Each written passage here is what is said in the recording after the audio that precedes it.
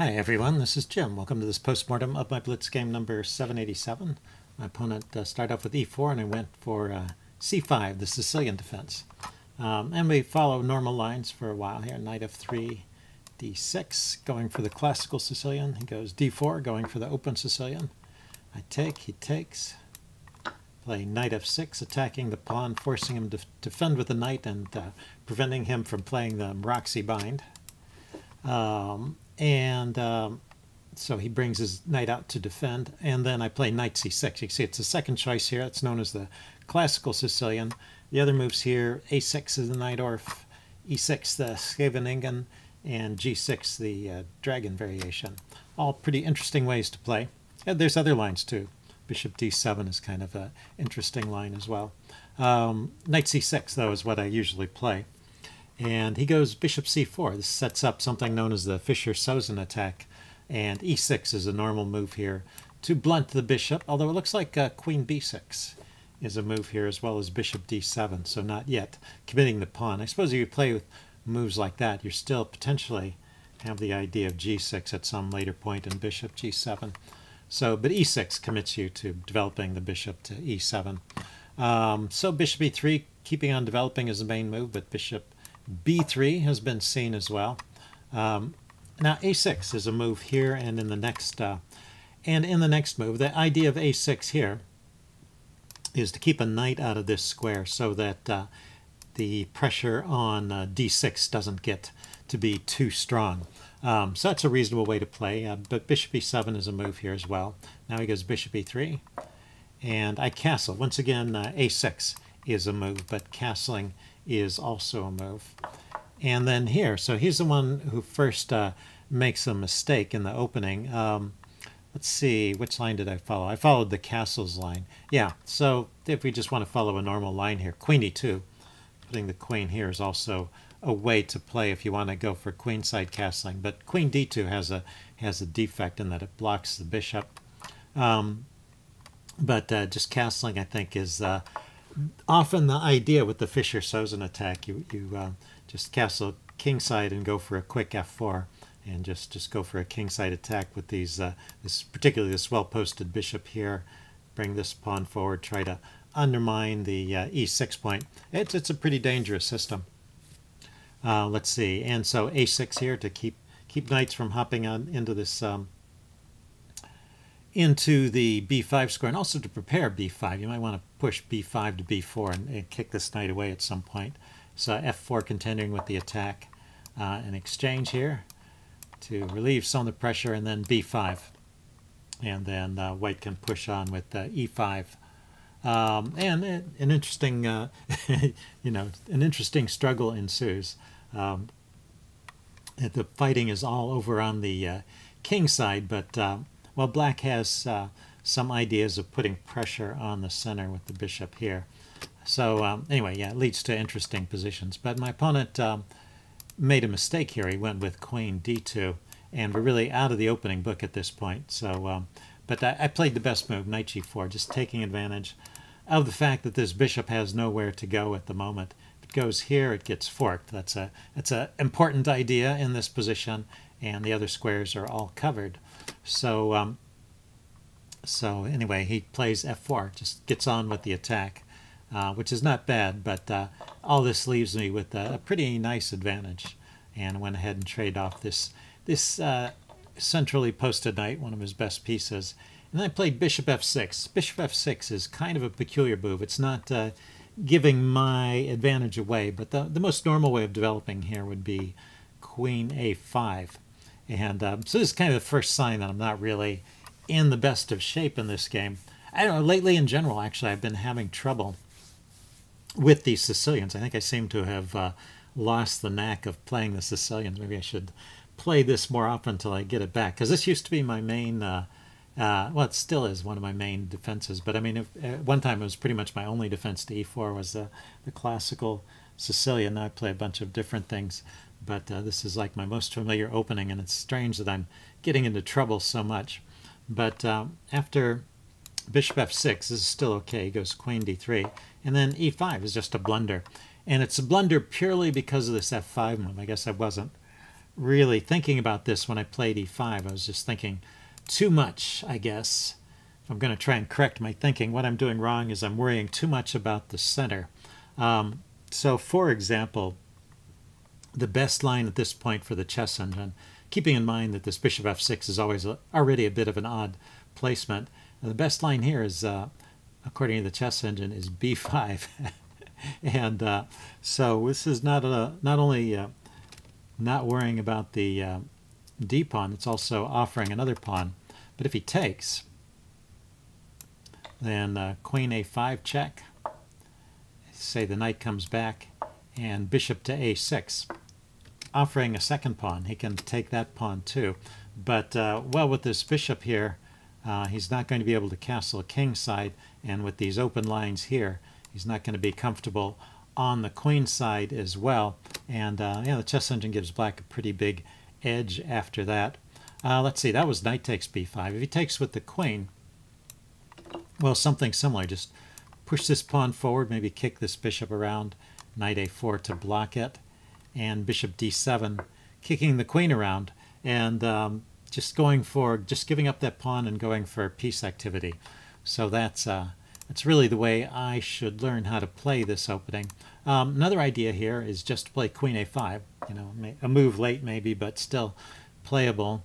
And actually, this is a point that I didn't notice. He can't take the pawn. If he takes, this is kind of funny. Rook d8 really, it almost traps the queen. If you look at it, there's only one square the queen can go to, other than trading itself for the rook. You know, or just moving back along the d file and trading itself for the rook or taking the rook.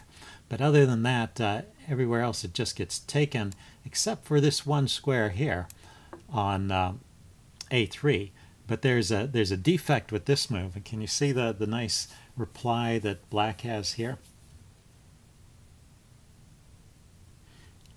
Okay, you can pause the video if you want time to think about it. I'm going to give the answer away. I mean, at first this looks like kind of a strong move. You know, white has snagged a pawn. He's threatening to trade queens. This queen is sitting here unprotected.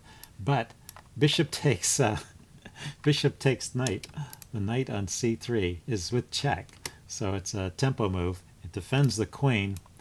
And if he takes the bishop, that undefends his queen. So in fact, that just wins a piece. So after queen a5, this pawn on d6 is tactically protected.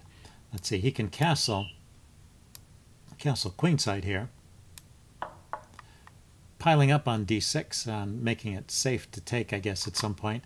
And in fact, the chess engine says, let him have it, and just develop like this, and go ahead and take the knight. So you're giving up a pawn in the center, but actually you're getting a pawn back here. You're going to win the c3 pawn, and develop the bishop, bring the rooks to the center, and it'll be a good position because white's king position will be insecure.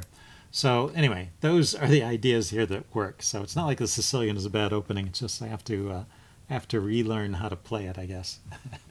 Anyway, so e5 is totally the wrong idea, and white is winning for here and for most of the rest of the game, although he didn't play most accurate move at one point. But well, starting the next 5 or 10 moves, I guess he plays pretty well here. So let's see, I went queen b6, got my queen off the back rank so I can bring the rook over to defend, but he brings his knight into d5. So probably the queen should have gone to a5 once again, and you know, he's just gaining time here. Oh, he didn't take right away. That's right, he doesn't have to take immediately. He castled first, and now the threat is to take and take the pawn, and there's no good way to meet that threat. You really have to give up the pawn at this point. I just played b6. He took, and now it's safe to play this. I can't oppose with the rook. He can just take, and in fact he'll end up mating me there, so that's no good.